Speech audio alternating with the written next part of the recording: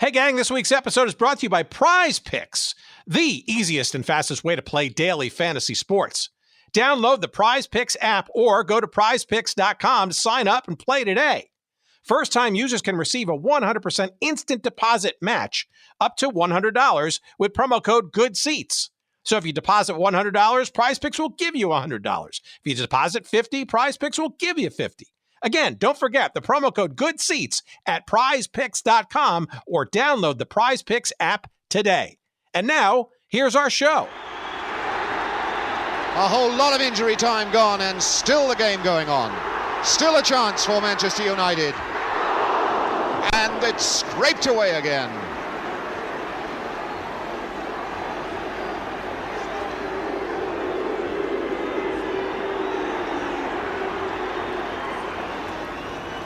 Referee Zečević now in the centre of the field.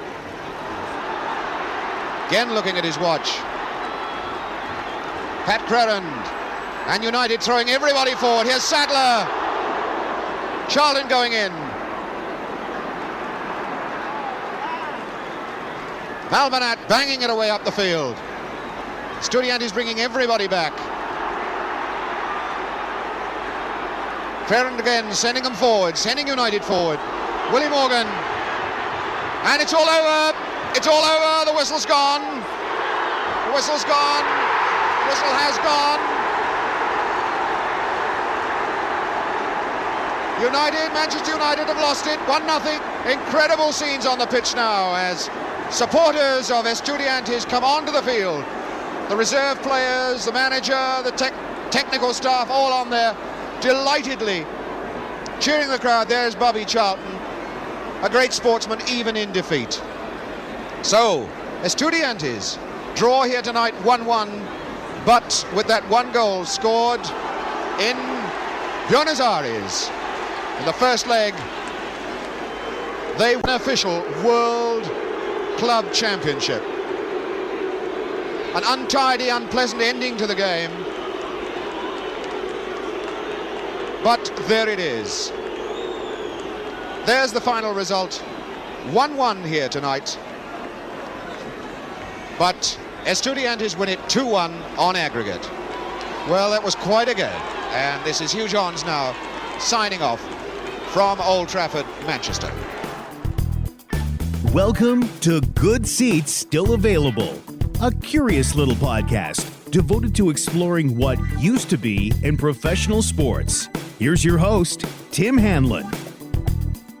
Welcome. It's Good Seats Still Available, the curious little podcast that is devoted to what used to be in professional sports. Thank you for finding us, however you've done so. We appreciate it. And we're going back into soccer. We're getting ready. We're going to try to get ready. It's very hard this season, this year, this competition, to get excited for the upcoming World Cup. My goodness, in November and December, in the deserts of Qatar. This is going to be such a bizarre World Cup, I think, ever as it's ever been contested. We're going to try to get into it for sure. Yours truly, a pretty large soccer fan, but having a tough time getting into the groove, shall we say? Maybe I'll get more into it. Maybe it'll start to kick in as the turkey gets served for during Thanksgiving here in the United States.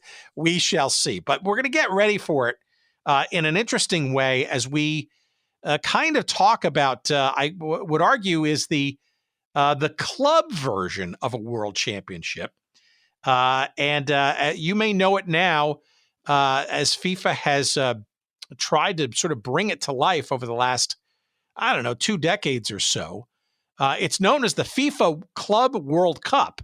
And what has that been? It's been the attempt to crown a true world champion club, not a national team, but a club team surfaced from all the various confederations, continental championships of said teams. We probably know the most popular of those is the UEFA Champions League, ongoing now as we record this episode.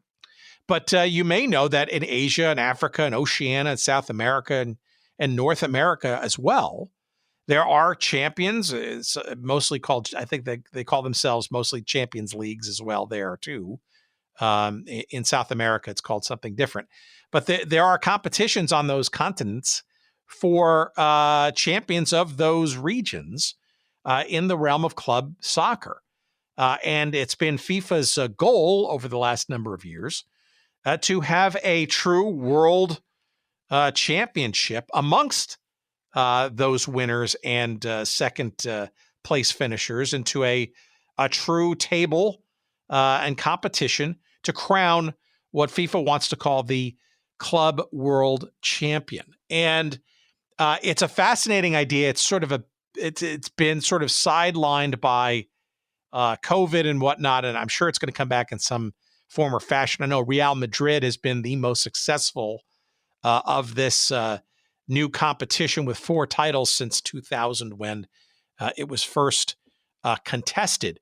But the fascinating story of where the idea came from is the topic of our conversation this week with our guest, Dan Williamson. We're going to be talking about the predecessor to this Club World Cup championship from FIFA, and it's called the Intercontinental Cup, also known as the Toyota Cup from, I think it was 1980 onward, when Toyota stepped in to salvage what was becoming a very rough and tumble and frankly, very dangerous, passionate competition. And what was it? What is it? Well, we're going to get into that set of circumstances in that conversation with Dan coming up in just a few moments. But in essence, I think most people sort of don't realize this, from 1960, when it was first contested and ideated, through its last competition in 2004. That means, yes, it did overlap for a few years with FIFA's competition. It was an actual exhibition series, or in its later years, one game. It was never officially sanctioned by anybody. It wasn't sanctioned by FIFA. It wasn't officially sanctioned by the two continents, that of Europe and that of South America, deemed really around that age in the 60s as being really the two major, if not really, kind of only. It wasn't the only two continents where the game was being played. No, by no means that. But in terms of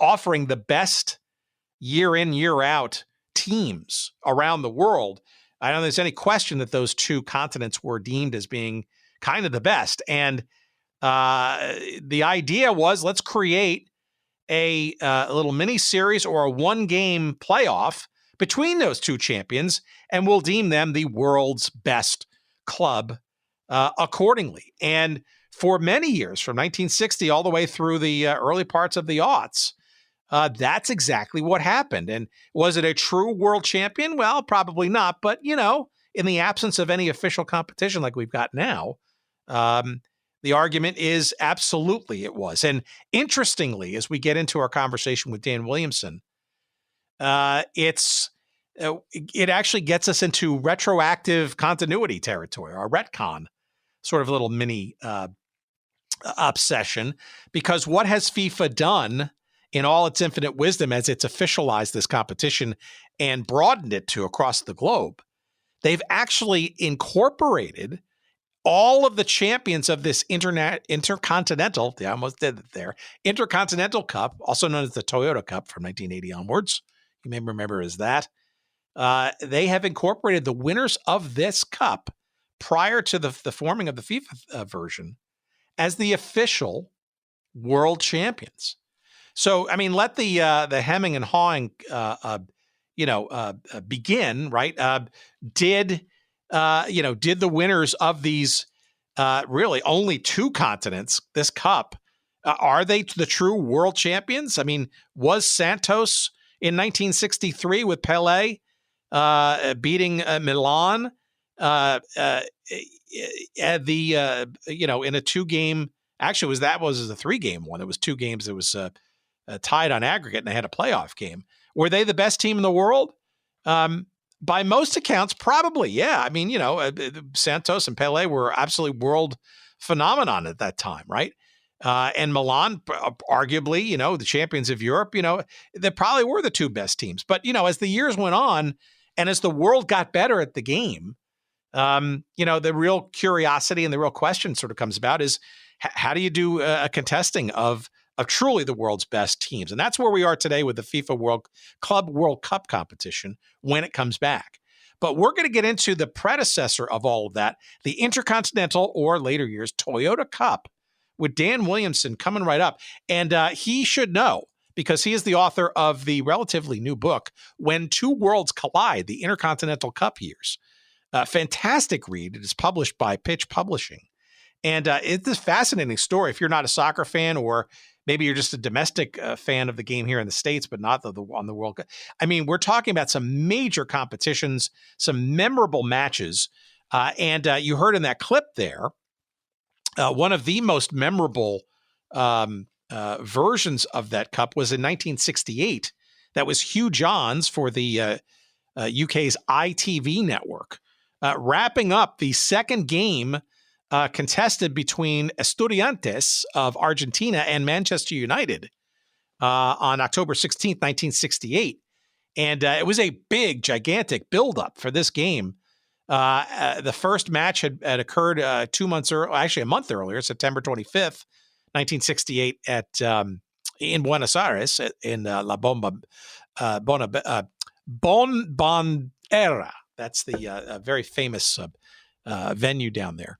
And Estudiantes had beaten Manchester United 1-0 in the first leg. And the second leg, as you just heard, ended in a tie, which essentially meant that Estudiantes had won in aggregate. But it was a messy affair. There were people thrown out of the game. George Best famously sent off. There was a big scuffle at the end of the match.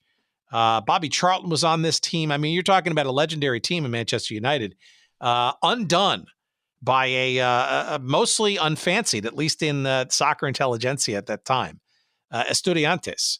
And but they were crowned the Intercontinental Cup champions of that year. And but they're just a ton of games, a ton of legendary players and memories and that kind of stuff. And it's no longer, but it has created a legacy that FIFA is trying to continue and broaden. And that's what we're going to set our sights on this week. Our conversation with Dan Williamson as we talk about the fascinating competition of the Intercontinental Cup coming up in just a few moments' time. All right, before we get there, let's do a little promotional thing here that I think kind of synthesizes the intercontinental sort of club approach to a world championship, and that of the World Cup, the national team championship, the quadrennial event that we're getting ready for coming right up. I have a brand new copy of a wonderful book that I highly recommend that I'd like to give away to you. It's called New Kids in the World Cup, the totally late 80s and early 90s tale of the team that changed American soccer forever. It is published by the University of Nebraska Press, and it is written by Adam Elder. And it's a fascinating look into a topic that we've explored on a number of different occasions on this here very podcast, in particular, probably most recently with our pal Hal Phillips. We talked about his book, Generation Zero. We really didn't want to sort of go sort of back down the same kind of rabbit hole of intrigue on that conversation. But this book is an excellent recount of what was going on in the late 80s and the early 90s and how the U.S. national team stepped up for the longest time after 40 years being away in the wilderness into the 1990 World Cup in Italy. And it's a fantastic book, and it's got some excellent pictures in there too. And again, it is a wonderful read, and we'd love to give you a copy. So here's what we're going to do. We're going to give away a copy of New Kids in the World Cup by Adam Elder to the first person that emails us to hello@goodseatsstillavailable.com with the answer to this trivia question. We know 1990, obviously in Italy, was the World Cup in which the United States played 3 games and quickly bowed out. But look, it was a breakthrough for them and set the tone for what was to come thereafter and regular appearances thereafter. Let's go back then to 1990 and tell me, please, who won the Intercontinental Cup that year? What club won the Intercontinental, he says, Cup? Again, it was also known as the Toyota Cup by this time. But in 1990, who won the Intercontinental Cup and what team did they defeat? So I need to know the name of the 1990 Intercontinental Cup champion. It's a club team. And what club team that they defeat to win that title. Again, also known as the Toyota Cup that year. So if you're digging into your brain or you're looking online and stuff, again, the 1990 Intercontinental or Toyota Cup winner, as well as the team that they defeated in that year's competition, 1990. Again, hello at Good Seats Still Available. Be the first one. We timestamp them so we kind of know who enters it first. And the first person with the correct answer will get a copy of this book by Adam Elder from the University of Nebraska Press, New Kids in the World Cup, the totally late 80s, early 90s tale of the team that changed American soccer forever. Thank you, University of Nebraska Press, he says, and Adam for giving us a copy of the book to promote and to give away. We're happy to do so. And let's get into now the Intercontinental Cup story, the Toyota Cup story, the club championship story. It's fascinating. It's great stuff, and it's coming right up. Here's our conversation we had with Dan just a few weeks back. Please, as always, enjoy.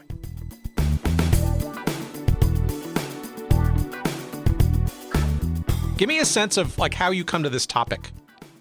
So my first book that I wrote was a history of Boca Juniors, which is a famous team in Argentina. And when their greatest ever night was in 2000 when they beat Real Madrid for the Intercontinental Cup. So most of their fans, probably of a certain age, but most of their fans would say that that is the greatest night in their history. And, you know, when I was researching for the Boca Juniors book and looking for material on the Intercontinental Cup, there just isn't really anything out there. I looked, online you get quite a bit from a South American perspective, but in a European context, it's not really talked about that often. So I just thought to myself, well, okay, I'm looking around here. There's nothing about the Intercontinental Cup. I think it's a really fascinating competition that sort of takes me back to another era. So that's how I sort of came about and decided to write the book, to fill a gap in the market and to write about something that I thought was really fascinating. Well, fulfilling that sort of proverbial, like if you don't see a book that you really want to read, then you kind of have to write it, right? Well, this is why I wrote the Boca Juniors book as well. If you sort of rewind a couple of years ago when that book was about to be published, it was about 2018 when Boca Juniors were playing in the Copa Libertadores, which is the South American Champions League. And when that was there, I was thinking, okay, I want to read a bit more about the club's history. So I was looking on Amazon for books in English, and there wasn't anything. So I kind of filled that gap as well, where there was nothing in English, and my book became the first full-length history of Boca Juniors in the English language. So yeah, I think that's really important. Sometimes you can write a book that's just about a passionate subject, but I think if you can do that and fill a gap in the market, then you're onto a winner, hopefully. Well, maybe we can start with what I'm guessing is the 1977 version of the Cup, right? Which is that kind of where the Boca Juniors kind of the story for you kind of centers or emanates from? So you mean the Boca Juniors book in terms of? The Boca Juniors book. We're looking at the 2001 mainly. That was the sort of greatest night. But yeah, I cover the whole history of the club from 1905 when it was created all the way up until the modern day. But yeah, I really did look at the Intercontinental Cup games in particular, and because that's massive for the club, and that's one of the interesting things about this competition as well, is that for the South American teams, it's absolutely huge. It's the kind of pinnacle of their history. For a lot of them, they see it as we win our domestic league, we then win the South American Cup, and then we go on to win the Intercontinental Cup, and then we've kind of cracked the sort of world champions basically of club football. For Europeans, mainly for the sort of Northern European teams, it's less like that, which is what I found when I was doing the book, that a lot of the English teams and from other kind of Northern European countries, they were less enamored with the competition. But for South American teams in particular, it was a massive part of their history.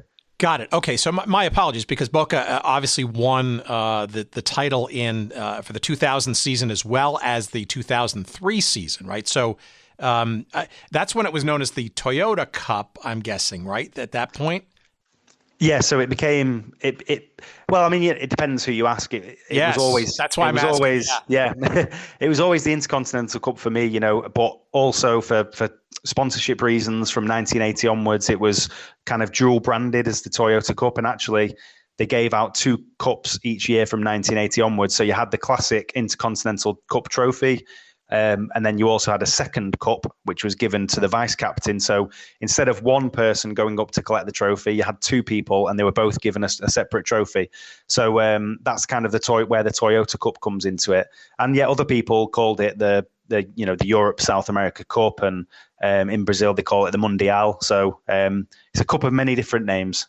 Well, let's go back to its origin, though, because what I found fascinating, and as I was growing up and sort of being more conscious, shall we say, of the world's game, literally outside of the North American Soccer League, right? That there was this big world of soccer out there that you kids in the United States have no idea, right? This thing called the Intercontinental Cup was essentially sort of described to me kind of as a de facto World Club Championship, which comes with many asterisks, right? But I think it goes all the way back to its origination, because for a long time, obviously from the beginning, was not an official competition per se, or at least sanctioned as such, nor, shall we say, fully vetted qualification-wise, so to speak. Yeah, absolutely. I mean, again, it kind of depends whose perspective that you take into account. So FIFA, who are obviously the kind of world governing body of the sport, they didn't recognise the Intercontinental Cup till, well, it's within the last decade.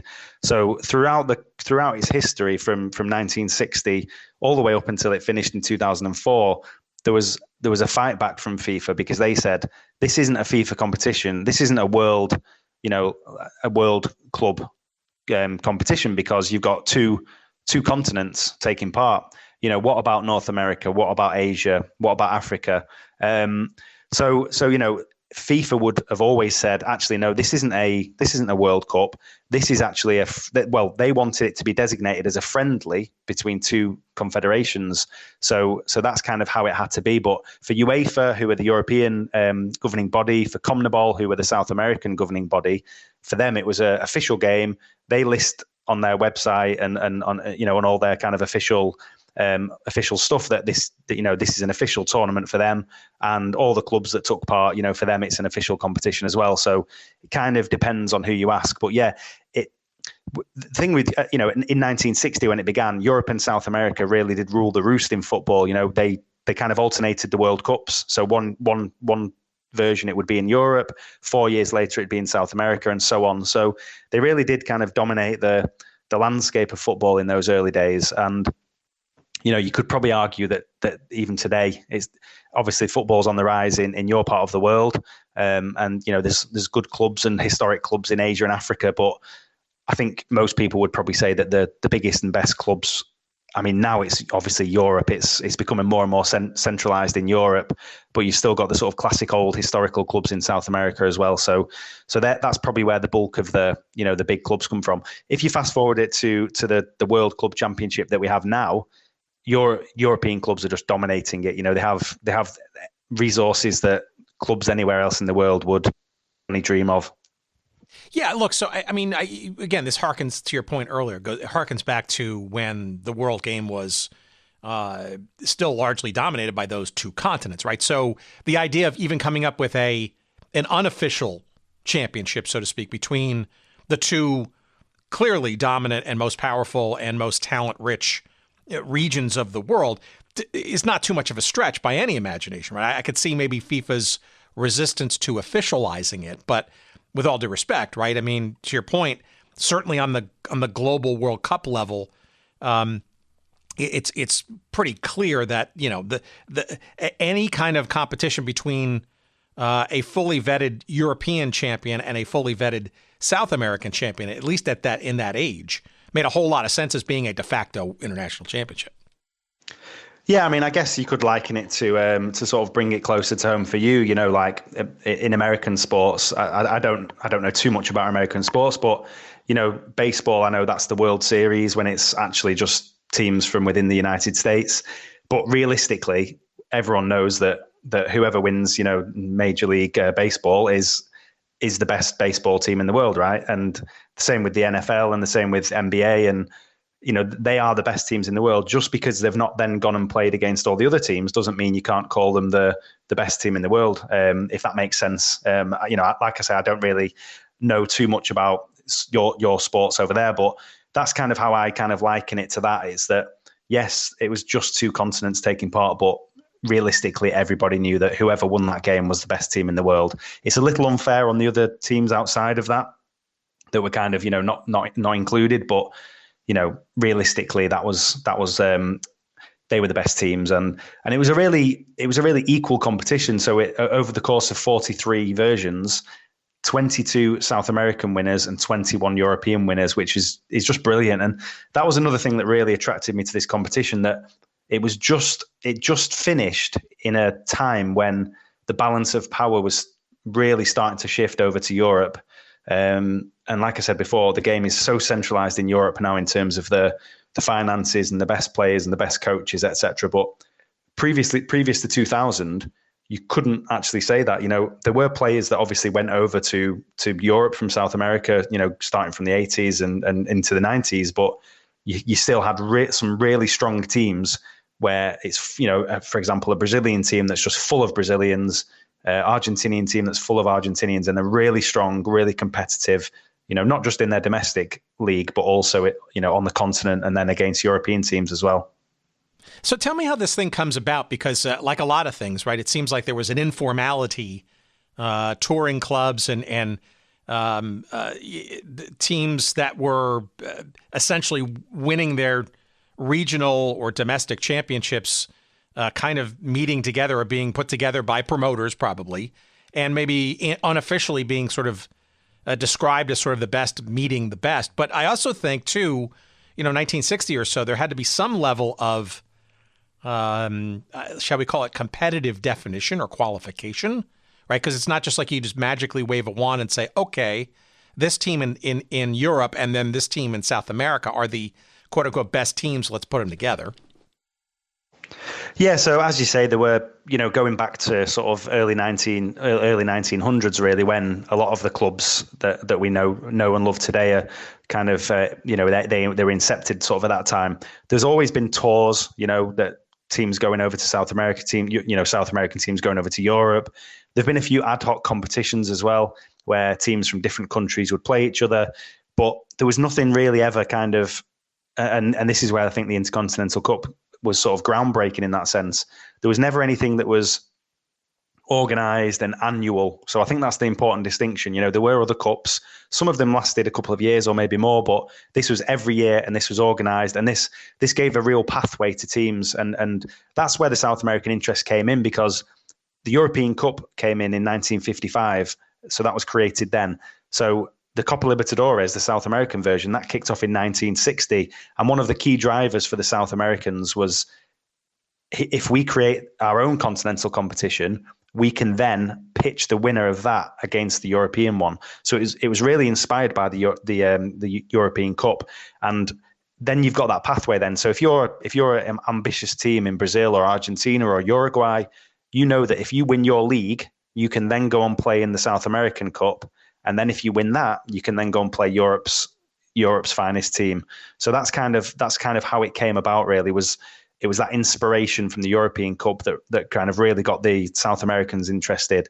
And, you know, Real Madrid have got a lot to sort of be thankful for that, because they won the first 5 versions of the European Cup. And, you know, an amazing team with that Ferenc Puskás from Hungary, Alfredo Di Stefano from Argentina. So some of these kind of, you know, real stars that they had the all white kit, you know, really kind of romantic, you know, historic, amazing team that got the South Americans kind of enamored. And then that's kind of what led to the Copa Libertadores and then to the Intercontinental Cup. So In essence, so for our listeners who are not sort of in the weeds on sort of the history of soccer on the world stage, right? So in essence, UEFA oversees the game and did at the time on the continent, and this thing now I guess we kind of know as sort of the Champions League, but back in the day, right, circa 1960, we're talking about something. It was essentially known as the European Champion Clubs Cup. Is that right, or the European? It was called something along those lines. Whereas South America was CONMEBOL. That's their federation, and the Copa Libertadores was essentially their equivalent and relatively new, I guess, almost by emulation, I guess, of Europe.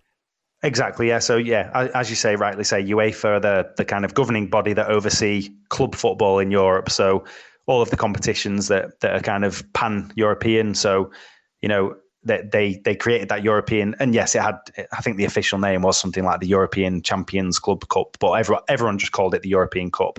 And yeah, that was basically all of the champions of the UEFA nations in a knockout tournament to, until you get down to the final, and then you've got a champion. Yes, in the early 90s, it kind of morphed into the Champions League, but the Champions League is kind of like a follow-on from the European Cup. They've just created a sort of league system first, and then I guess it's like the playoffs in US sport, where you have those group stages first, and then the best teams from those group stages will progress to a sort of knockout playoff round. The Copa Libertadores is the equivalent from South America. And I think in 1960, when it first started, there were probably only, because don't forget, in South America, there are only 10 nations who are part of CONMEBOL. So there were probably only, I think, 7 teams in the first version. And now it's obviously expanded. And I think in the present day, you've probably got 32 teams. So it's moved on from being just the champions to, I mean, in Brazil and Argentina's case nowadays, I think it's something like 7 or 8 teams from each country go forward into it. All right, so I'm really curious as the process of how this comes about then and the mechanics of it, right? Because a couple of things come to mind. Number one, the seasons of both Europe and South America are not always aligned, shall we say. And then number two is the very nature of these knockout competitions on the regional stage. Those always essentially are, they're not run concurrent to the current season. They're actually a result of what occurred the season before, right? So as a team who perhaps, won their country's domestic league, right? Part of the spoils of that is that they get entered into this champion level competition against other similar champions the next season, even though that next season may be not as good as their previous season. So to the American viewer or person coming into understanding this, it's a bit of an odd concept, because it's almost I guess you'd call it a lagging indicator or a residual effect of what literally happened on the field the season before. Yeah, it is a bit strange because, as you say, you could win the European calendar tends to go from summer to summer. So you tend to start the season in the August, and then you finish in the May. And that's when all the big finals would be in the sort of May time. So it's kind of like, kind of like a school calendar, if you like, where it's summer to summer. And yes, you could say that if you won your domestic league in, say, 1967, and you won that in May 1967, you'd then go into the following season's European Cup, which would begin in sort of August, September. And then if you won that could be over a year since you won your domestic league. And then you'd probably have to wait another 6 months to go and play in the Intercontinental Cup. So it could be 18 months after you won your domestic league that you then go and play the Intercontinental Cup. So what you found in later years was that teams, by the time they'd won their domestic league, they completely changed. They've gone 18 months later, other, players leave, players come in, the coach changes. So yeah, I mean, I guess from that point of view, it is a little bit different to your sport. But as I was saying before, for you guys, it's, for example, in American football, it's the Super Bowl and that's the end. And then you start again from a complete fresh, don't you, the following season. Football, soccer sort of in Europe and South America just works a little bit differently. So that's how it works from that point of view. In terms of the calendar as well, in South America, historically it's tended to be the calendar year. So they tend to kind of go from January to December. And that was a crucial part of this competition, because the South American teams, when they came to play this cup in the later months of the year, it was kind of like the pinnacle of the season, if you like. So for a European team, if you're going from August to May, if you have to play in December and you have to travel to South America in the early days, or then if you have to travel to Tokyo in 1980 onwards, that is a real challenge. You're in the middle of your season, you may be halfway through your league campaign, you might be in a cup, and then all of a sudden you have to travel to South America or Japan, and the problems involved in traveling with especially back then, the logistics of traveling. It's not like it is now, where you can go on a really nice flight, first class, where you've got beds and everything.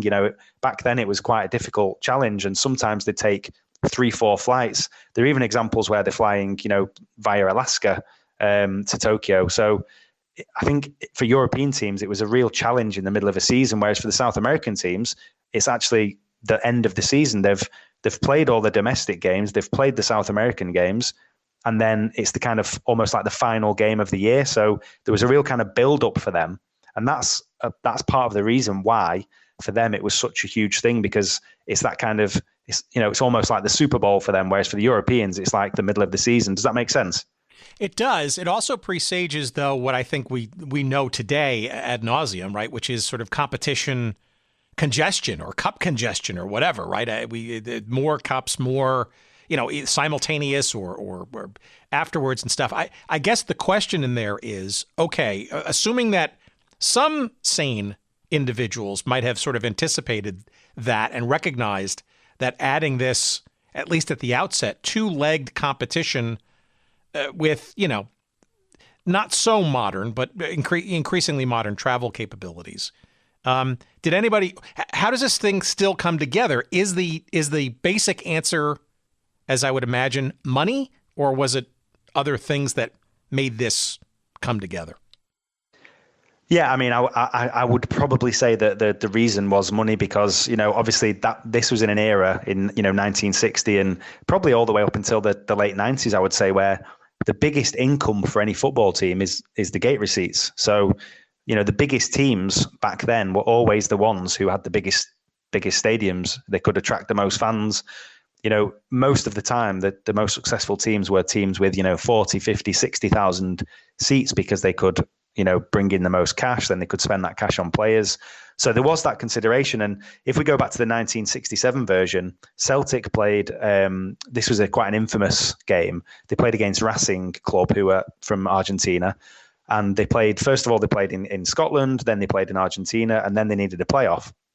Now, they'd had 2 games against each other already that were quite violent, and the second one was increasingly violent. And there was a lot of talk from the Celtic end that actually, we don't want to play this third game because we don't like the way that this has been handled. We don't like our treatment. So we might just go home. And then one of the key considerations for them to play that game was the fact that they would, have some of the gate receipts. So yes, I would say that the sort of traveling from continent to continent, a lot of it was through gate receipts. I would also say that in a certain way that there was a lot of an element of that kind of sporting pride as well. The exotic nature of traveling to another continent to go and take on the best. I would say that that's a factor as well. But as you rightly say, the cash would have been a big bonus as well. Well, it also seems to me too. So maybe you can describe sort of the first competition, right? So in 1960, it was not uncommon, as most of the club competitions were in most of the civilized world, shall we say, were two-legged affairs. And it also, and this, by the way, this fits neatly into themes that we see in the various explorations we do of U.S. and North American teams and situations and stuff. The press has something to do with this, right? So maybe you can describe sort of the first of these competitions and sort of the residual effects and how maybe the press kind of makes more of all of this and perhaps maybe adds to the lore or maybe creates the lore around this competition. Yeah, I mean, the early days were massive. I would probably say the first 6 or 7 editions from 1960 up to 1966 were actually, you could probably argue it's the golden era. You've got the games that always seem to be a lot of goals in the games. You've got some iconic stadia as well. You've got some legends playing. I mentioned already Di Stefano and Puskas from Real Madrid. You've got a guy from Peñarol, which is a Uruguayan team, Alberto Spencer. He's from Ecuador, but he played most of his football for Peñarol, and he was like a fearsome goal scorer. And then Pelé as well from Brazil, who played for Santos. So you've got these legendary players, and we're talking about some of the best, sort of most historic, famous stadia in the world, and 100,000 fans in there. The first edition that was won by Real Madrid when they played Peñarol in 1960, over the course of the two games, well over 200,000 people were in the stadium. You had a TV audience. Maracanã alone, right, is just gigantic, but you can imagine, right? Absolutely huge. Yeah, I mean, it's difficult with some of these early games to actually find out exactly what the attendance was. It's not like it is nowadays where everything's controlled and you kind of know down to the one exactly what the attendance was. You read a lot of kind of conflicting things, but yeah, in the Maracanã, you're probably talking a couple of 100,000 just in that stadium alone in the early days. But yeah, so you've got hundreds of thousands of people in the stadiums. There was a TV audience of 150 million over 13 countries, which, again, by today's standard, doesn't seem like a lot. But back then, when not everybody had a TV in 1960, and if they did, it would have been a small black and white thing. But yeah, I mean, I mentioned in the book, there's a journalist who sort of covers the game in Madrid, this 1960 version, and he was flitting between the Rome Olympics and this game. So, and there was a lot of talk on the streets of Madrid that this was bigger than the Olympics, that the Olympics kind of almost turned into a secondary event. And this is what really caught everyone's imagination. So I think in those early days, it was really special. And I also think that nostalgically, what happened in the sort of years afterwards probably also adds to that, legendary status, that because the cup went into a bit of a violent era and then it declined, that everyone looks back at those early days and thinks, wow, that was so great.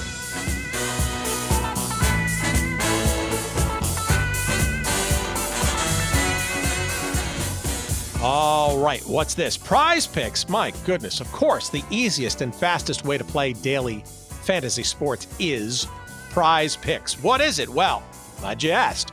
Literally, it's straightforward and the simplest and most fun way you could do daily fantasy sports. All you got to do is pick as few as 2 or as many as 5 different players in a sport, or frankly, across a whole multitude of sports, and simply predict whether those players will get more or less than their projection. Maybe in baseball, that's strikeouts. They're going to pitch more or less strikeouts than predicted. How about in football? That could be touchdown passes. In basketball, that could be 3-point shot attempts made, etc. Literally, all you got to do is pick whether they're more or less than their predicted outcomes. And you can choose and mix and match sports as well. You don't have to pick 2 or 3 or 4 or 5 players in just one sport. No, you can pick a couple of players across different sports.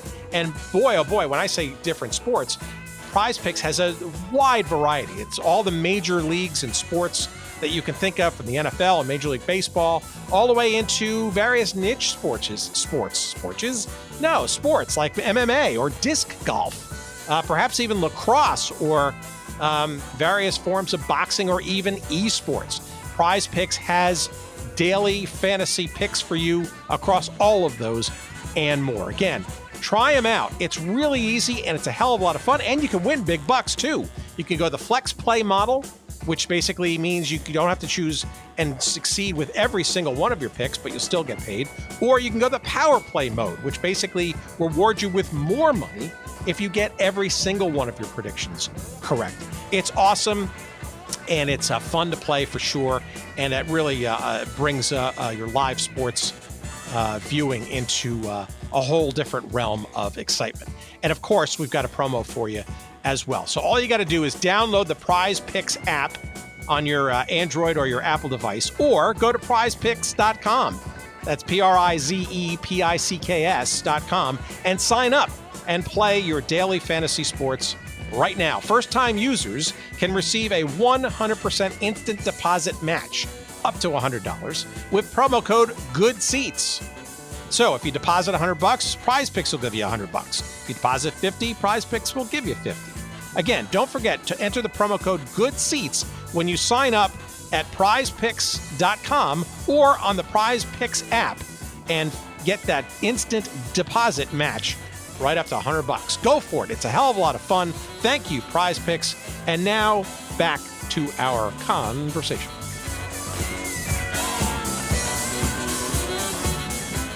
You're essentially describing the 60s as this competition essentially is up and running as pretty intense affairs, especially on the field. I think some of it maybe also has to do with, dare I say, maybe the more South American style, which is a little bit more aggressive maybe than the European, or am I being too overly simplistic?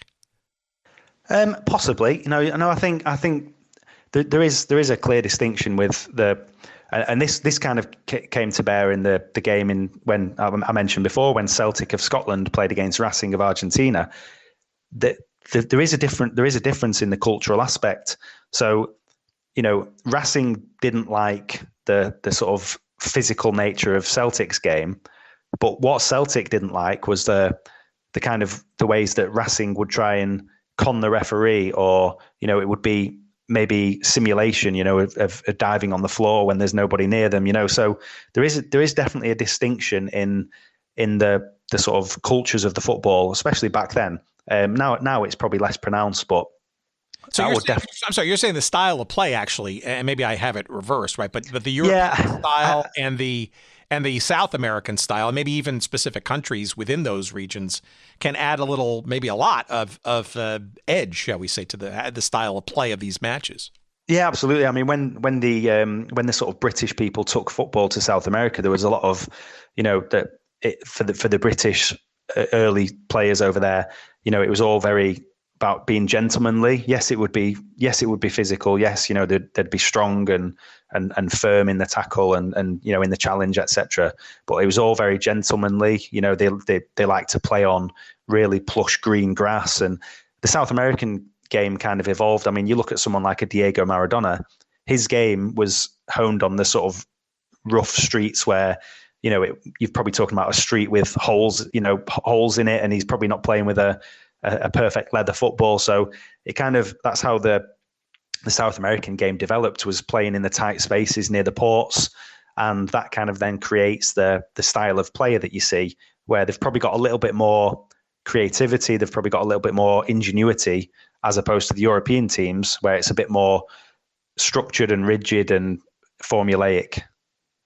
All right, so let's go through a little bit of this. So the original format of these matches in the 60s was a points-based system, correct? And then it kind of changed into more of an aggregate format that we kind of know today. What was that all about? And was 1967 the aforementioned series between Celtic and Racing? It seems to me like that was a turning point, I guess, as the 60s were rolling on with this competition, and maybe that was one of them. Yeah, so it was a year or two after that where they changed the format. So as you say, the first few editions were, you'd basically, if you win 5-0, you get it's classed as 3 points for a win or 2 points for a win. And then if the other team wins the second game 1-0, that's also classed as 2 points for a win. So there's no kind of incentive really to go and score 5, 6, 7 goals if the other team can then win by 1 and they still have the same kind of points. And then what that led to was these playoffs, which were always a bit problematic, because logistically as well, you have to arrange a game at short notice, and the rule was that if the second leg had taken place in Europe, then obviously for logistical reasons the playoff would be in Europe. Now then, you're almost guaranteeing that the European team would win that playoff. And yet, as I said, it was problematic as well, because there's versions where a team would win 5-0 and then they'd lose 1-0. How is that fair? That shouldn't be the case. So they changed it later in the 60s, but I suspect as well that some of that was that, in 1967, that playoff was such carnage, and it was favourable to just avoid that kind of thing and just have those 2 games. So they changed it to aggregate scoring, where if you scored 5 goals and then you lost by 1, you would win because you scored more in the win there. So that's how it kind of changed in the late 60s. And then obviously in 1980, it went to Japan and it was just a one-off game from there on in. All right, I want to get to that in a minute. But looking over the 1960s, right, 1, 2, 3, 4 of these series went to that playoff, right, which is logistically hugely a nightmare, right, because you literally became a third game that had to be, I guess you could say, hastily arranged. And it would just, instead of making it a best of 3, it's sort of this, and 1967 being an example of that, right? That's just, I mean, we've already described how logistically and laggardly challenging this competition is in order to get to this sort of quote unquote champion of the world, so to speak, right? But you can imagine just how just difficult and challenging, and you throw in all the travel on top of that. It just seems maddening, I guess, maybe hindsight being 2020, right? I guess back in the day, though, it seems like there was no shortage of interest in this competition, right? Just by looking at some of the crowds and I guess the intensity and the, I don't know, informally formal belief that this is truly a crowning of a world champion, so to speak.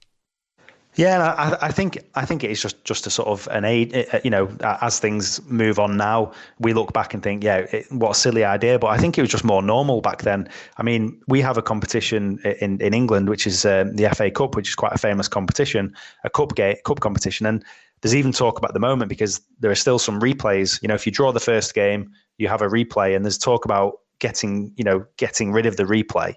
But years ago, you would just have replay upon replay upon replay. So if a game is drawn, you just keep going.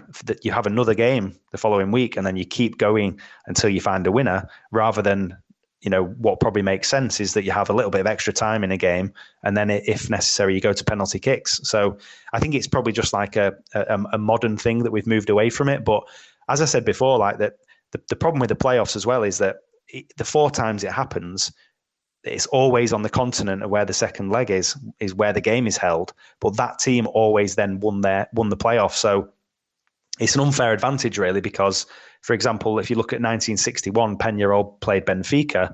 The first leg was in Lisbon. The second leg was in Uruguay. Because it was a draw, they played the third game in Uruguay. And you're effectively giving the Uruguayan team 2 games in front of their home fans, and the other team won. So it's an unfair advantage, really.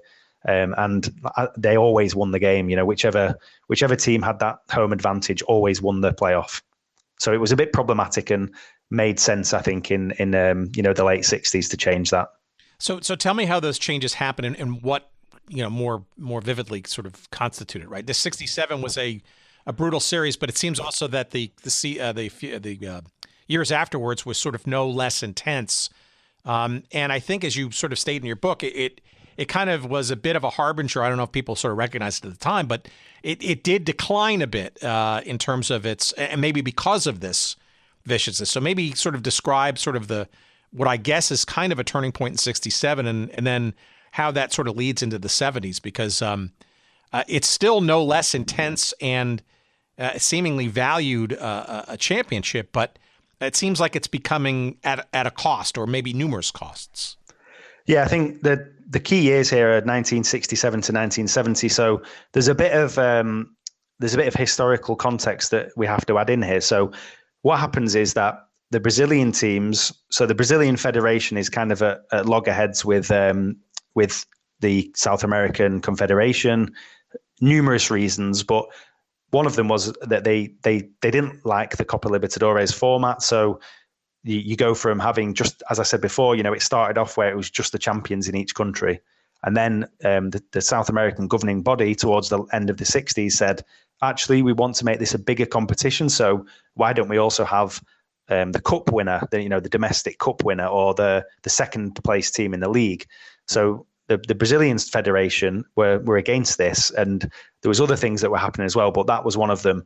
And also Santos, who Pelé played for, they were kind of almost losing interest in the Copa Libertadores, because they kind of almost felt that, we've kind of we've been there. We've got the T-shirt. You know what? Why do we need to keep playing this? And actually, to keep Pelé, who was the best player in the world, they decided in the end to go on these crazy money spinning tours around the world. Oh, North America in particular, right? Arguably the seeds of how they ultimately came in '75 to the New York Cosmos, right? They played many matches in New York and North America for that. Yeah. Exactly. Yeah, they went on this crazy kind of world tour. As you say, they played in the US, they played in New York, they played in Egypt, they played in Sudan, Hong Kong. I spoke to a journalist who is a Santos fan, and he told me that in 1969 they played in Nigeria, which was in a civil war at the time, and they had a ceasefire for this game.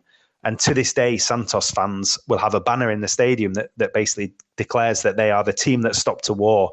So, I mean, you could probably write a book alone about that kind of thing.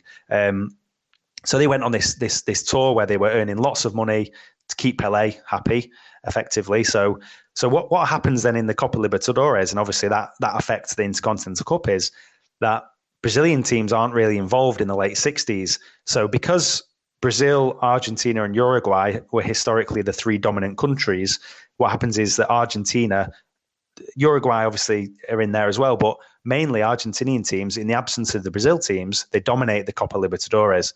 So between 67 and 75, only one Uruguayan team wins the Copa Libertadores, and the rest are Argentinian. The first time a Brazilian team wins the Copa Libertadores after that is 1976. So you've got like a decade where they're kind of in the wilderness on a South American stage. So that brings the Argentinian teams to the fore. A couple of other important things to mention is Argentina in the late 60s were they had a military coup. So 6 military coups in the 20th century in Argentina. One of them was in 66, so just a year before the Racing and Celtic game. So, you know, you've got this kind of atmosphere in society, and you know, sport always mirrors what's going on in society, doesn't it? You know, where people like to sometimes put sport in isolation, but actually sport is always linked to what's going on in society for me. And in Argentina at the time, you have this kind of quite nasty atmosphere and this, you know, military regime. Obviously, there's connotations of violence. So that's one thing to mention. The other thing is that in the 58 World Cup, going back to that, Argentina had been isolated from international football and the World Cup in particular for the best part of a couple of decades for various reasons. But when they get back involved with the World Cup in 1958, they get beat 6-1 by Czechoslovakia, and they realise that actually this isolation has done them no favours. You know, back on their home turf in the domestic game, that's kind of that period between, you know, 30s, 40s and early 50s is classed as the golden era in Argentinian football, because you've got massive crowds, you've got loads of, you know, big high scoring football matches, and they thought that they were, you know, unbeatable. And then they come back out of their international isolation and get hammered by Czechoslovakia, and they're like, oh my God, what's happening here? And what happened then is this kind of led to rather than them playing exciting, creative, romantic football, it led to a win at all costs mentality. So that kind of, and you know, you look at that and the violence in the air with the military coup, Argentinian football became very cynical. So that's really what led to like the likes of Racing in 1967. You know, and then Estudiantes, who played 68, 69 and 70. You've got these teams and these versions of the Intercontinental Cup where there's just a lot of violence. There's a lot of cynicism. They'll do anything to win. You know, they'll literally do anything to win. And that's why you see a lot of violent episodes in those last 4 years of the 60s. Well, you're also, though, there. It seems like there were a number of situations in teams that bowed out as well, not unlike the Brazil overall. But I mean, Ajax had some challenges with certain teams, and it looks like a couple of years, actually, 75 and 78, it wasn't even played at all. It almost feels to me like there was sort of a growing, I wouldn't say indifference, but almost an opting out, I guess, by certain teams and regions, perhaps for various reasons. Maybe some of it political, some of it feelings of previous competitions or fear of security. Just seems like it became almost more wild, shall we say? Yeah, I definitely think that's the case. I mean, you know, with 67, 68, 69 and 70 in particular, they were the real violent years. There was the violent incidents each time. Probably the worst one was in 1969 when there was a player for Milan, AC Milan from Italy, played Estudiantes, who are from Argentina. And one of the players from Milan was actually Argentinian by birth, but he'd now taken on a different citizenship. He'd taken a French citizenship, actually. When he went to play in Argentina, he was actually arrested for being a deserter because he hadn't completed his military service, which was to not do your military service in Argentina at this time under a military regime was a criminal offence. But what happened in the end was that he was able to say, look, I'm now a French citizen. I've done my military service in France. And then he was released. But the press were absolutely, they hounded him. And, he was battered and bruised. There's a really famous picture that I've got in the book where he's got a huge black eye because he's just battered and bruised during the game, spends a night in a police cell. And it's only the general, who is the head of the military regime at the time, who releases him from prison, and then he can fly home back to Milan the following day. So that was a real kind of turning point. And they were so violent those 4 years. And I think what happens then is in 1971, Ajax win the European Cup, and they've got to go and play Nacional, who are Uruguayan. So, okay, it's not an Argentinian team, but I think there was just this, there's just this exhaustion of this idea of going over to South America to play these teams to get beaten up. And, you just saw a lot of times in the 70s, 4 versions where the runner-up of the European Cup went in place of the champion. And then 2 versions altogether where the runner-up of the European Cup couldn't step in, and then they just weren't held at all. So, by the end of the 70s, you've got, 6 versions really of this competition that didn't take place in the proper way, if you know what I mean. So it almost feels like almost like setting up boxing matches where, you have to kind of negotiate almost or choose to continue or to do it or not. And then if somebody doesn't, then it's sort of, okay, we'll go to the next one and then the next one on the totem pole, almost having to kind of maybe negotiate these 2 teams for this supposed international championship. Feels like it was much more of an optional situation. Yeah, exactly. Using the boxing term, the boxing sort of example is a perfect way of looking at it, because it wasn't, as we said at the outset, that it wasn't a FIFA recognized official game. It was just a sort of friendly cooperation between 2 different confederations. There was that they had to agree the dates. There was no kind of set in stone date. It wasn't like, okay, every year we'll play on these dates.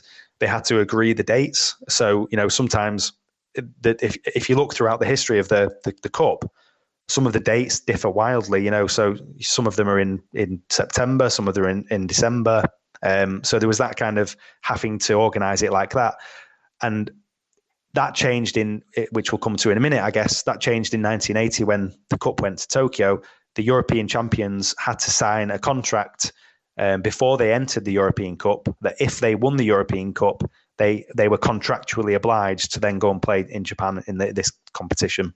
All right, so there are 2 things there that maybe lead up to exactly that. So number one is money, or maybe lack thereof, and why is this worth potentially danger in certain situations if there wasn't a whole lot of money around it? And obviously this is before, today's modern television ecosystem, although certainly in the 70s television was growing. But it's also, my sense is that this there were also people in the background, I think FIFA specifically related to, that were already trying to kind of contemplate maybe what a true world club championship might look like. And it seemed like the idea kind of get floated around every couple of years, but it didn't really solidify into anything sort of formal. So I guess 2 aspects in that question. One is money, and number 2 is formalizing this competition.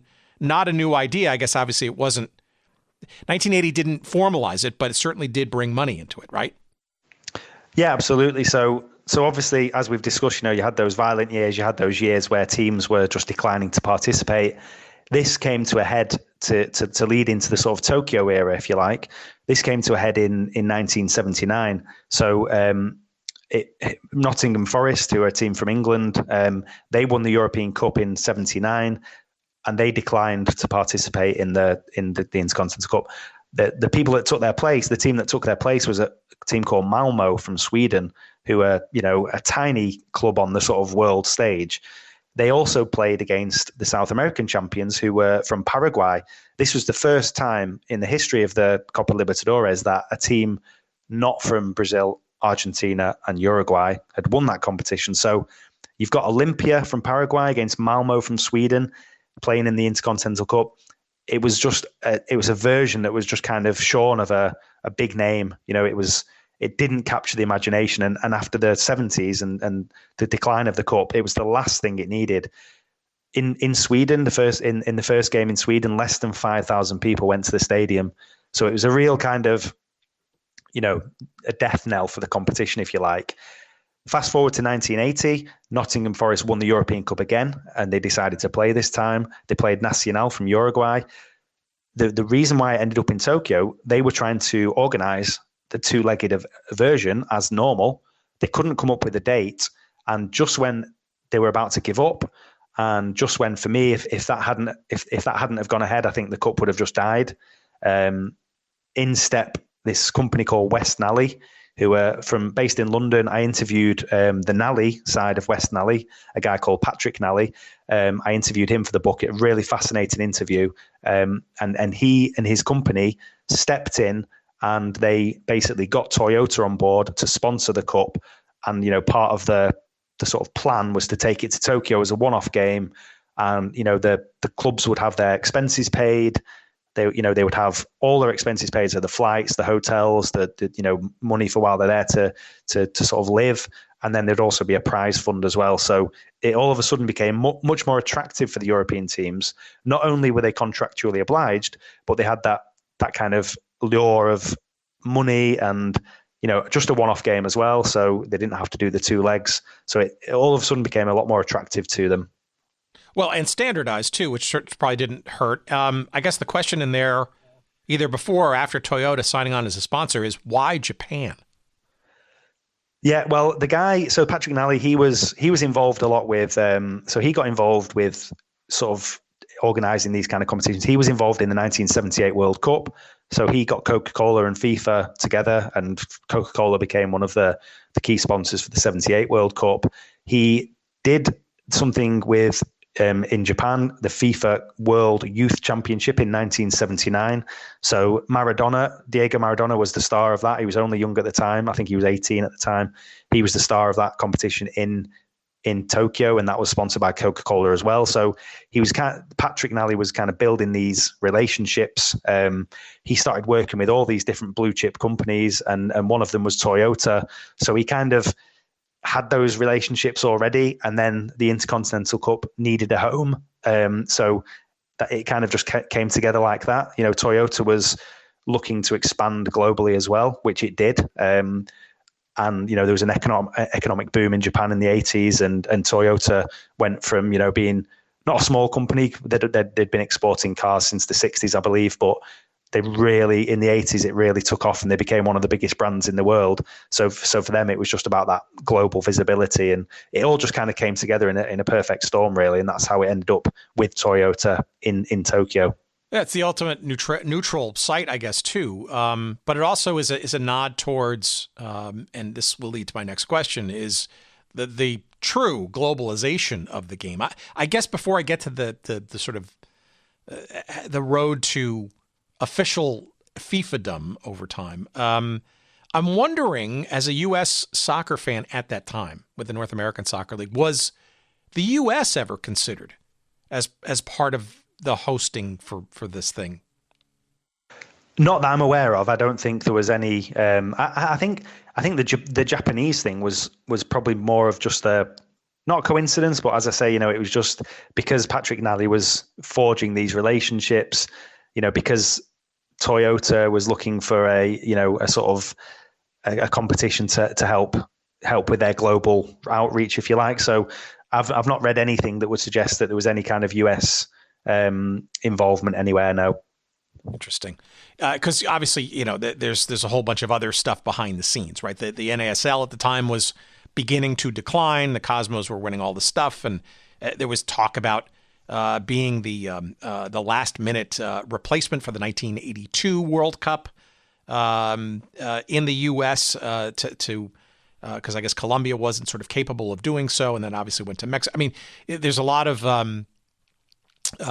intrigue and a lot of wheels falling off, I guess, of the pro game at that time. I'm stirring something up that might not be there, but one wonders that, the U.S. was certainly trying to perhaps make right, if you will, with the international game and FIFA in particular. But it also leads me, I guess, to the next inevitable question, and we'll get to the football actually at the end. Your thoughts about like where some of the better games and players were over the history of this cup. But the question is really, how does the road to what is now known as the FIFA Club World Cup come about? Because as I hinted at before, there were a few entities that were essentially trying to make this competition much more formal.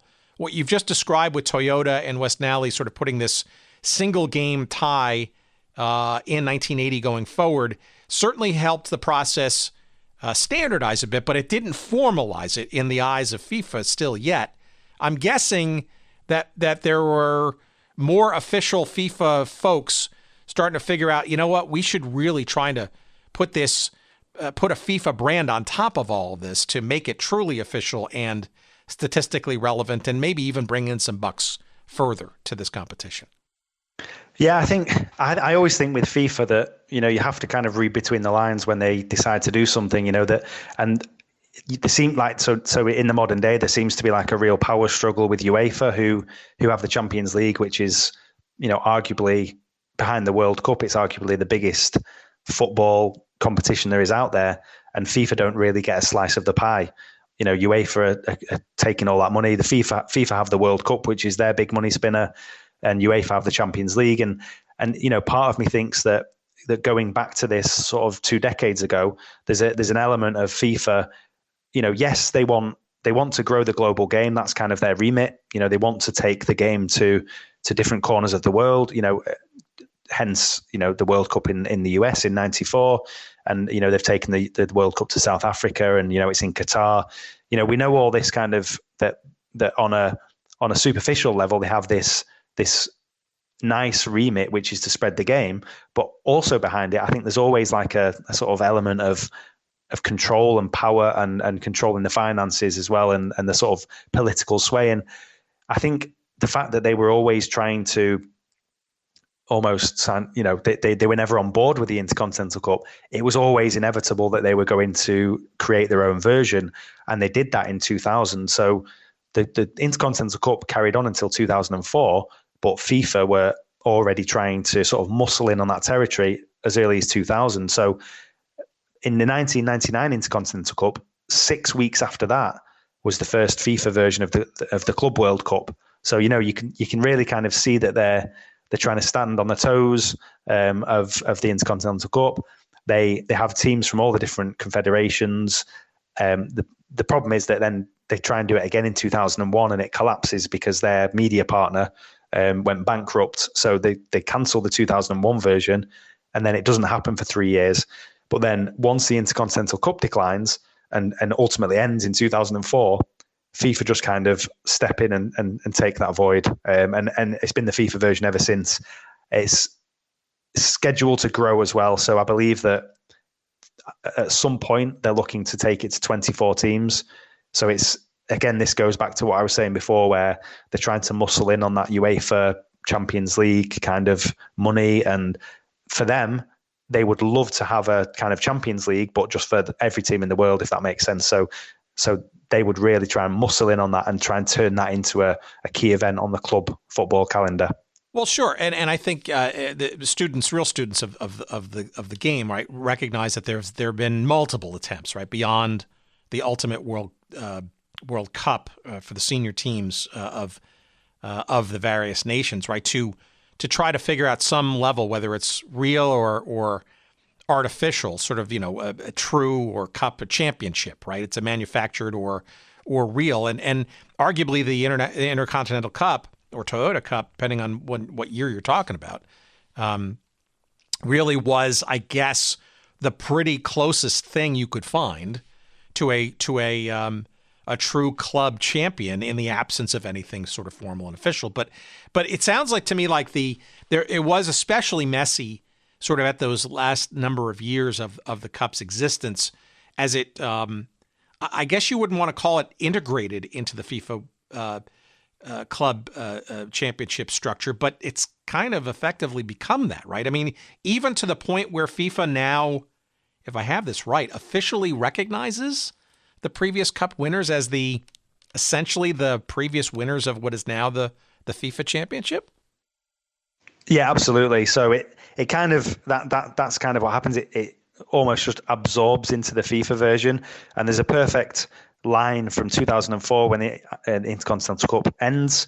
2005 is the first version of the FIFA one where it's then continuous. As I said before, they had one in 2000, they had one in 2001 that never happened. 2005 onwards, it's been every year since. So that's kind of like the real starting point for me. And you can see that perfect overlap of 2004 that ends. This begins in 2005. There is a lot of overlap in the sense that Toyota remained a partner of the new competition. They remained a partner till 2014. So you kind of had that. You had that kind of overlap. So it was like, called something like the Toyota FIFA Club World Championship. The cup that they created for the Club World Cup was very similar to the classic Intercontinental Cup trophy. It had like a 4 columns holding up a golden ball on the top. So there's that really kind of that this is, Intercontinental Cup, blazed the trail, and then the FIFA version took it over. And as I said before, within the last decade, it's that recent that FIFA have turned around. I think it was just off the top of my head, 2016 or 17, where they finally turned around and said, yep, you know what? We acknowledge that from 1960 onwards, everyone who won that cup is a world champion, and they recognize that officially now on all of their websites and in all of their honors lists. That is official. Anything that went before that, because there are several other competitions that claim to be a World Club Cup, they're not recognised. So FIFA have kind of said, nope, nothing before 1960, but from 1960 to 2004, you guys are world champions, and we recognise that now. So that's really interesting. I mean, we've seen that time and again in U.S. and North American, pro sports, sort of retroactive continuity, if you will. Or retcon, just a term that just it glosses over it whites over it smudges over the actual real true history. So that's where a book and a conversation like this makes so much sense, because it wasn't that way back in the day, and to kind of only understand it in the sort of newfangled lens that FIFA kind of wants you to sort of peer through. Isn't quite right historically, right? But tell me now what this Intercontinental Cup has wrought in modern day, right? This Club World Cup thing is still kind of being tinkered with. If I'm not mistaken, and I'm a fan, and I don't still even understand, it seems like now this is going to be a quadrennial thing and not an annual thing, and even has a little bit of competition from some of the other. I guess, where does it sort of stand now? And I guess there's a contractual obligation now to participate from all the confederations, right? Yeah. So, I mean, the modern stuff, I touched on it in the last chapter, but it wasn't really the sort of remit of my research to look into the future so much. Like I say, I did touch upon it, but I'm not sort of completely, understanding of all their future plans. What I do know is that there was a competition that was supposed to take place, but it was cancelled because of COVID. And I believe that was going to take place in China with 24 teams. So, you can really see what they're trying to do there. They're taking it to, it's been a lot in the Middle East, and, they're looking at China as well. This is obviously where they'll talk about spreading the game across the globe, but obviously there's a lot of finances involved here. And yes, they'll look to expand it. They'll look to invite more teams, and just like the World Cup, there used to be 16 teams, then it was 24, then it was 32. I think it will just constantly expand. But I think the key thing is that the clubs will obviously have to take part, because that's how FIFA do it. They will find a sort of schedule in their diary where the clubs have to go, and they'll kind of make it a compulsory, if you like. But I think we'll have to see how it pans out, and how enthusiastic clubs are about these competitions. That will be the sort of true test of time to see if this actually will work in the long term. Let's see how it works, and let's see how enthusiastic the teams are to participate. Yeah, I mean, I think we can both be excused. We can be excused for not knowing this, because I think FIFA hasn't formally said anything about what the format and the venue and all this stuff is going to be. These are sort of, I guess, COVID kind of, wrought a whole bunch of different changes and questions around this. But it's pretty clear, right? I mean, that there is absolutely interest in, and certainly now, especially in today's oversaturated media landscape and alternate revenue streams and all of that, an appetite for crowning a true global club champion, right? Not unlike the national teams do on a regular basis now at various different age groups, right? Under the FIFA umbrella. It just sounds to me like some of the issues that you go into great detail in this book, which is, overdue, I think, in terms of adding to the sort of the history of all of this, is maybe more logistical. I mean, it just seems like it's now even much more complicated. Not only schedule crowding, but the fact that now the world is a large place. The hemispheres play different calendars. And now even the warping of the actual World Cup itself now going to be during November and December, right? Which is unheard of and unprecedented, right? I don't know. It just seems like it almost feels monumental a task to even hope that you're going to get 24 or 32 club teams, certainly annually. It's got to be just impossible to kind of come together and be crowned a quote unquote true world club champion. Yeah, and I think this goes back to one of the queries that you said before.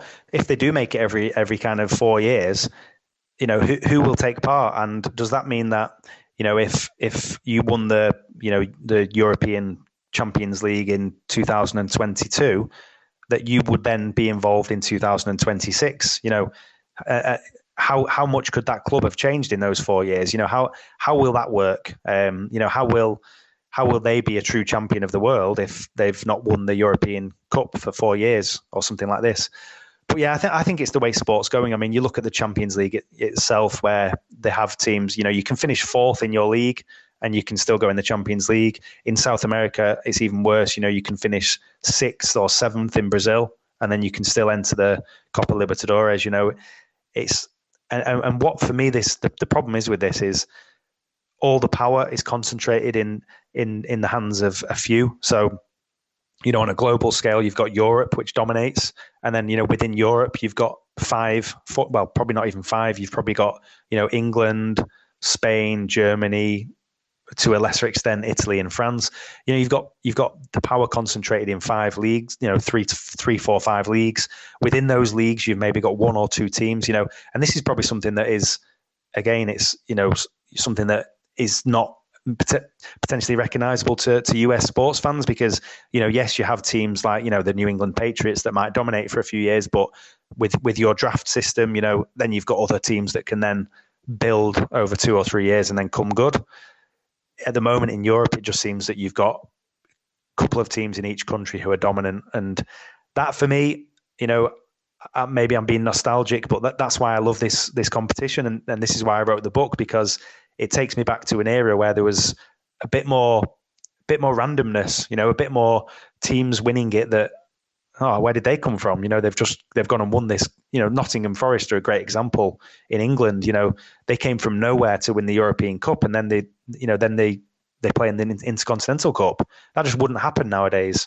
And this is my problem with the FIFA Club World Cup going forward.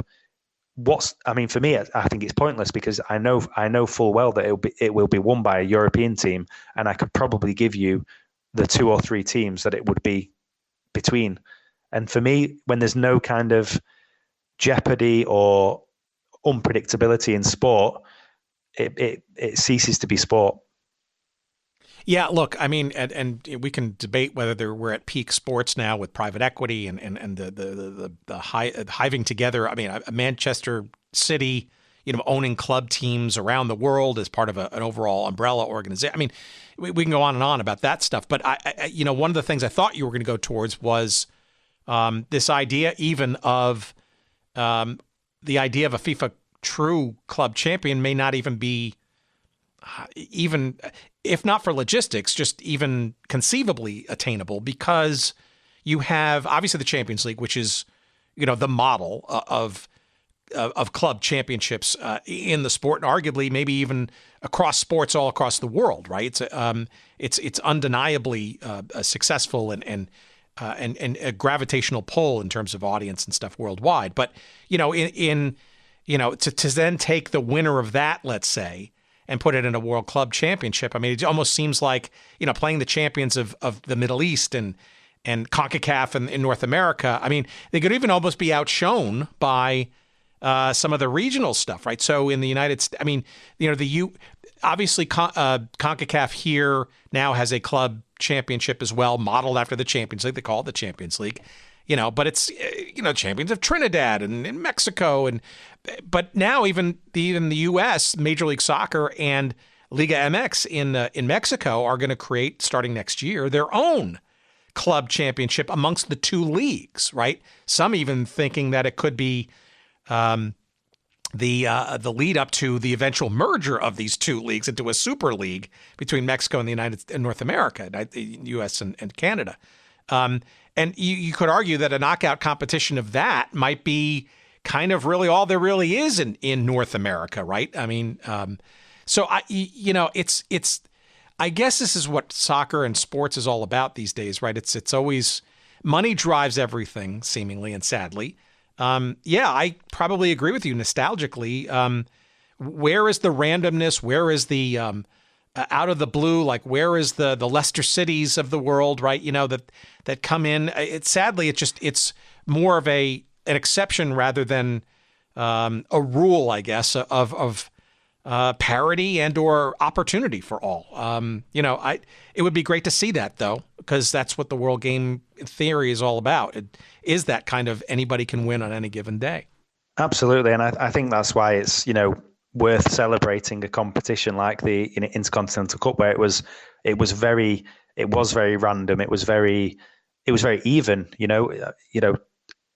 22-21 wins for South America, and yes, that did start to tilt towards the European side in the latter years. But you still had teams like São Paulo in '92 and '93 beating Barcelona, the great dream team of Johan Cruyff, and then in '93 they beat Milan. With Fabio Capello was the coach, and you had Baresi and Maldini, and so you still had these strong South American teams who could compete. But everything just becomes just sort of centralized. And I mean, even now in South America, the Copa Libertadores, it's always Brazilian teams that win it. We're just losing that randomness. But that's why I think it's really important to sort of look back and celebrate these brilliant competitions. Well, it's a fascinating history, 44 years of such. Is there any, so for our listeners, I mean, if people want to go down the YouTube rabbit hole and hopefully find some of I mean, and maybe there's not great coverage still out there or potentially sort of preserved yet, or maybe sitting in someone's attic or basement. But in your research, was there a particular year or two and or team or player or few that kind of stood out maybe as either emblematic or most memorable, perhaps, of this series of competitions?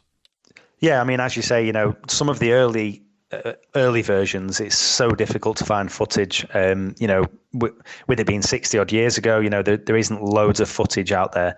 I think more of the recent stuff, there's, I think Flamengo played Liverpool in 1981. So Liverpool, obviously a famous European team. Flamengo from Brazil, the most popular team in Brazil, and they had a player called Zico, and he was, unbelievable on this day.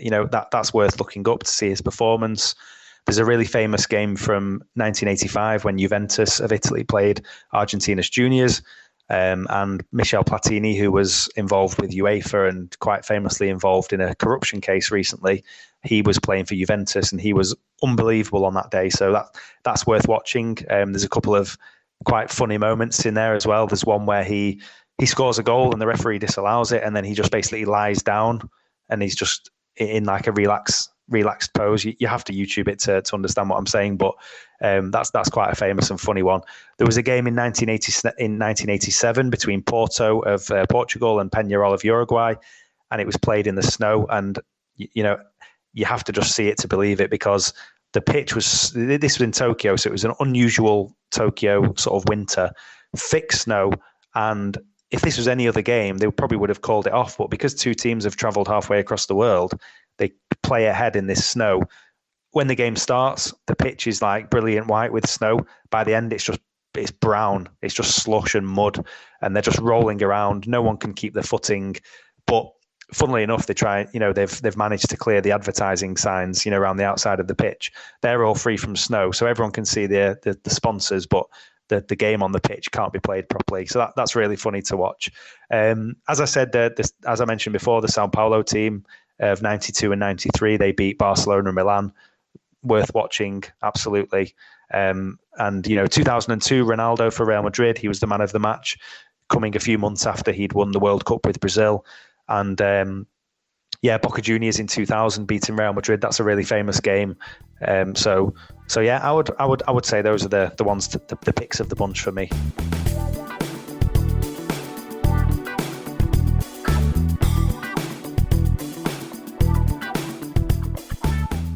All right, our thanks to Dan. Fascinating stuff. I learned a ton, and let's hope that the upcoming FIFA World Cup doesn't disappoint, and perhaps reinstill some vigor and some interest in the rebirth of the FIFA Club World Cup, begun, as we just heard, in earnest, and informally at that, as the Intercontinental /Toyota Cup. And why not crown the best world club team and do it in an official manner? It's all good, I think. If it's not further tiring the legs of the players involved, how many more matches can they play during the course of a year? I don't know, but we wish all for the best, of course.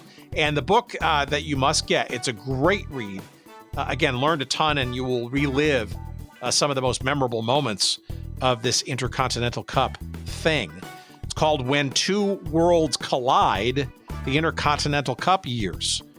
Written, of course, by Dan Williamson, our guest this week. It is published by our pals at Pitch Publishing. And of course, you can get it wherever good books are found. But if you'd like to give us a couple of shekels of love in a referral manner, we'd appreciate it. If you went to our website at goodseatsstillavailable.com, just search up this episode number 283 with Dan Williamson, and you'll find a convenient link to the book. We'll get a couple of referral pennies or nickels, and it helps keep our lights on, and we could not appreciate that more. You'll get whisked away to Amazon, and that's where you'll find either the Kindle or hardcover versions, and however you get the book, just get it. But that's our preferred path, of course. And you can follow Dan in all his doings, both on a personal and book level, at two different feeds here on Twitter. His personal one is Wink Varon, WINKVERON, at Wink Varon or Varon. And also, if you want to follow the doings and some snippets from the book, you can follow on Twitter at International Cup Years. So it's at INTL Cup, CUPYEARS, Intel Cup Years, if you want to pronounce it, I guess. Also on Twitter. While you're on social media, why don't you give us a follow or two or three? We're on Facebook at Good Seats Still Available. We're on Instagram at Good Seats Still Available. And on Twitter, of course, at Good Seats Still. Although how long remains to be seen now that Mr. Musk is in charge, but I digress. Email, you can send us a letter of love and encouragement and support and whatever. Some digital currency if you'd like. Why don't we do that? What are we, Soupy Sales? you can send us an email at hello@goodseatsstillavailable.com. Again, our website, goodseatsstillavailable.com, is yours for the gandering. Lots of old episodes there. Lots of great imagery there. Lots of convenient links to the books and stuff there. That's a treasure trove for you as well. Our thanks, of course, to the one, the only Dr. Jerry Payne. Jerry Payne, Audio Excellence. Thanks for twiddling the knobs once again in expert fashion again, kind sir. Thank you. And, of course, to our great listeners. That includes you who are listening right now. We appreciate it. Until next week, stay safe and enjoy the sports, everybody. There's tons of it. Thank goodness. It feels good to have sports in our lives, doesn't it? Take care. Bye-bye.